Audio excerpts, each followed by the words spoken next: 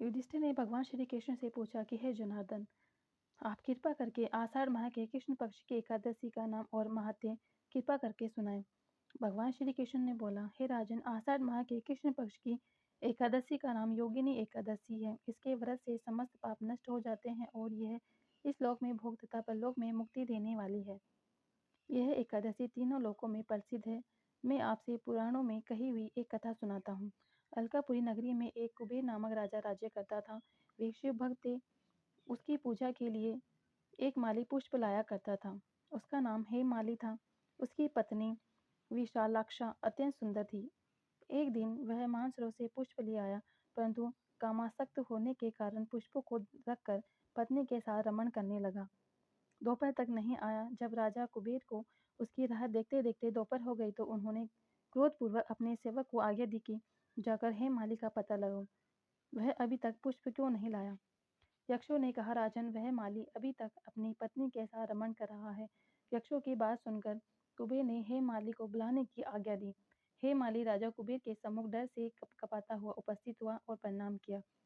उसको देखकर राजा कुबेर को क्रोध आया। वे बोले, हे पापी महानीच, तूने मेरे पूजनीय ईश्वरों के भी ईश्वर शिव जी का भी अनादर किया है। इससे तुझे श्राप देता हूँ कि तू पत्नी का वियोग भोगेगा और मृत्यु लोक में जाकर कोढ़ी होगा। कुबेर के श्राप के प्रभाव से वह उसी क्षण स्वर्ग से पृथ्वी पर गिरा और कोढ़ी हो गया। उसकी पत्नी भी उसी क्षण अंतर्ध्यान हो गई। मृत्यु लोक में जाकर उसने महान दुख भोगी, परंतु शिवजी की भक्ति के प्रभाव से उसकी बुद्धि मलिन न हुई। वह हिमाचल पर्वत की ओर चल दिया।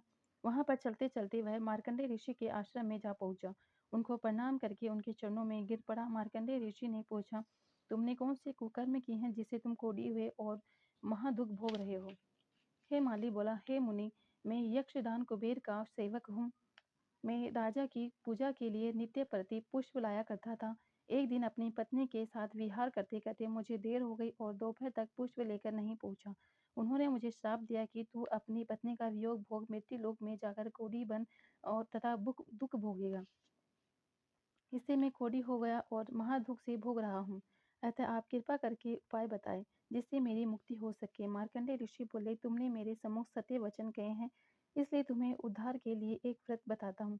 यदि तुम आषाढ़ माह के कृष्ण पक्ष की योगिनी एकादशी का व्रत विधि पूर्वक करोगे तो तुम्हारे सभी पाप नष्ट हो जाएंगे।